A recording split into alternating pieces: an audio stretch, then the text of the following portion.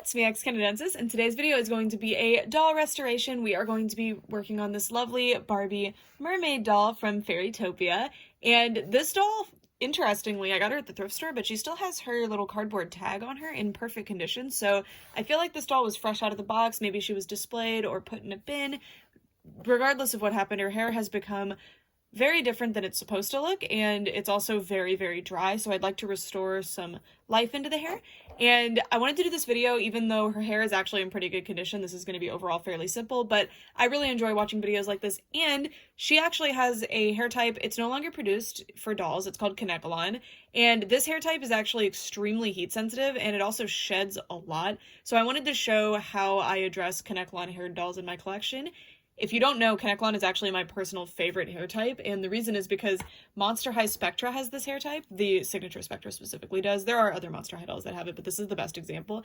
And you can see just how light and airy. I think it's the perfect hair for Spectra because she's Ghost, and it's very floaty, dreamy hair. This hair is very prone to breakage, so you have to be very, very cautious when you work with it, in addition to the fact that it is very, very sensitive to heat. But it's hard for me to explain how to identify hair types. I can try to do a video on that, but even I'm not the best at doing that. Kanekalon hair, like, the best thing I can describe it as is, like, you can rip it super, super easily. It's extremely thin, and it's very light. And if your doll was produced after around 2015, she doesn't have Kanekalon hair. All right, anyway, let's get started.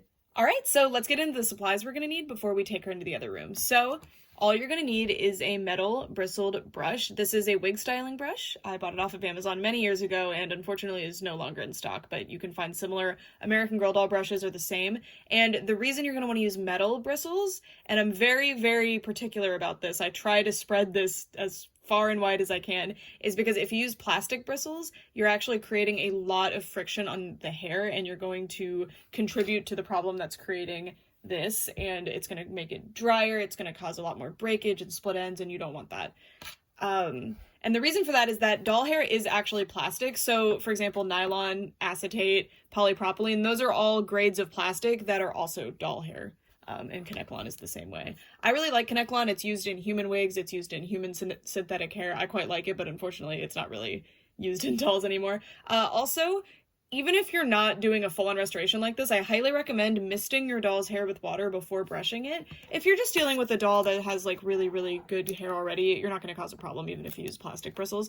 But if you're detangling, I highly encourage you to get a hold of one of these. If you're a doll collector or just somebody who enjoys dolls, you're going to need one of these. It will save your dolls, and it will save you a lot of headache too. All right, so let's go get started on the restoration. So this restoration is actually going to be a bit more complicated than anticipated because I can't just pull this off, I don't think, and I really don't want to rip it off because I think it's so cool that it's still on, but if I find that this is impossible without removing it, I will just remove it, but we have to take everything else off just to make it easier, and because I want to wash the doll down.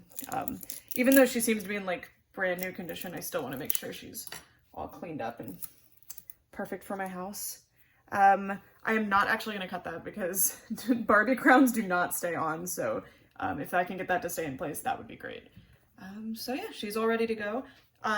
Another complication of these dolls is that they have this silicone tail and you really don't want to hurt it. They should be fine getting in water, but just be careful with heat because I'm not sure how they would react to intense heat, although we're not really using a lot of heat anyway because of this hair. So the way I'm going to be doing this is, thankfully my sink has one of these sprayers. But this is simply because my doll has this cardboard thing again. And I'm going to wrap that in like a plastic bag so we can make sure it doesn't get caught. But I'm just going to drape her over the side of the sink like this. And we can do the restoration that way because it's not like this part of the hair is super messy or anything. All right, so step one is anytime you get a new doll in your household, especially from a thrift store, you're going to want to wash her down. I'm using dish soap. To wipe her down with soap, you can use hand soap, body soap, dish soap, doesn't matter. All right, so now that we have the hair washed out, I can show you how tangled it actually was, even though it really didn't look like it. And you can really, I know you can't feel it, but if you were here, you could really feel how dry it is. Even when it's wet, it's feeling super dry, so it definitely needs a conditioning. We're also going to be using the hot water because hot water just is really magical on doll hair. But again, do not use boiling water and do not use water that's too hot to touch.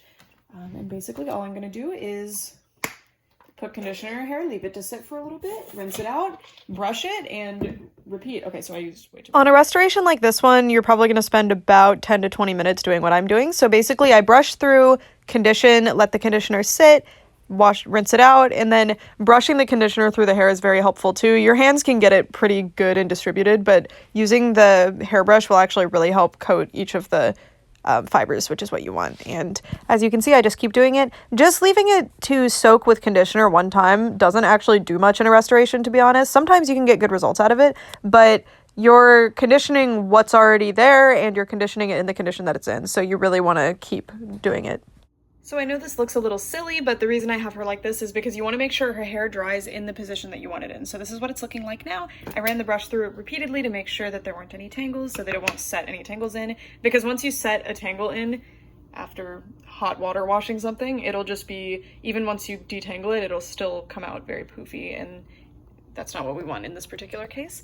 As you can see, you can still see some of the curl to her hair here, but I think I got a little bit too hot at the end there. I wanted to boil the ends only, and I don't do like a full boil. I microwave the water until it's just barely looking like it's about to start bubbling, and then I dip if it's Kanekalon.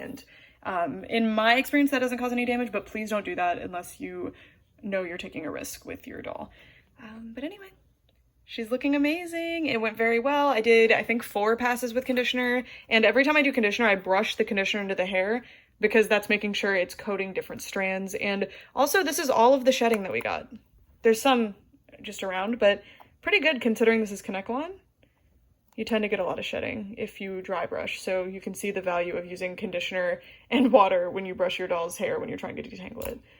So yeah. We will see her once she's dry in the morning. So it is now 8 hours later, and I'm going to show you how you can kind of tell how the hair is turning out before it's all done. I'm noticing that it's perfect. So I just woke up to go to work and got dressed and everything. I'm about to go, but check this out.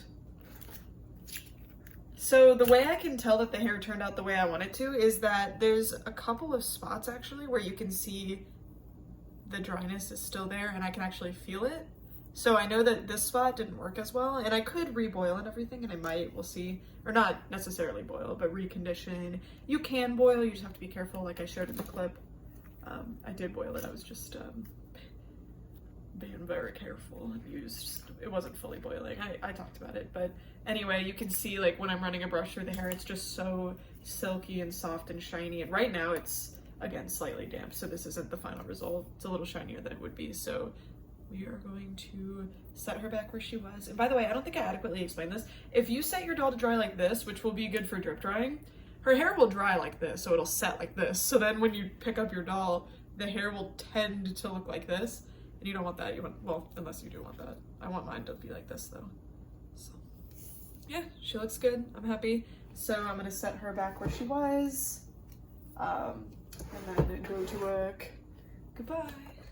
There she is. More things. Since it's morning and this is looking a little dry now, you can actually see how much hair is in here. So overall, this is about how much hair you would lose from a saran or nylon restoration. So pretty good. Kanekalon tends to shed a lot because it's really prone to breakage. So this is a really good result. So her hair's a little feathered out. Keep back there. There we go. So gorgeous. I'm so excited. To be honest, even though I'm speaking like an authority, I've never gotten it to turn out this good. So I'm really happy. I'll show you what I'm going for with this restoration. This Club Birthday Madison from someone on Instagram, and they restored her hair, and as you can see, just the way it moves is so satisfying to me. I love how it looks, and I love how it feels. So I was really hoping to get a doll like this, and it seems like we're actually getting pretty close to that, which is so exciting to me. So yeah, that's our restoration inspiration, although I want the Barbie to actually still have a little bit of curl to her hair, and it looks like it will, at least at the top, which is good. Yay. All right, y'all, I just got home from work and she turned out so much better than I thought she would. So one of my issues that keeps me from trying to do restorations on Kanekalon is that I really love that Kanekalon is voluminous. As much as I love some dolls to have super sleek, silky hair that's like has a lot less volume, I really, really like these mermaid dolls to have the volume in their hair. So as you can see, I managed to get it where it has less volume on top, more in the middle, and then less on the bottom. And the way that I did that is I used just, you know, warm water when I was restoring this part, but I actually dipped these in some almost boiling water, and you guys saw that in the clip. And this is exactly what I was going for. It still has some of the curl texture, but it also is just so much healthier. Look at this hair.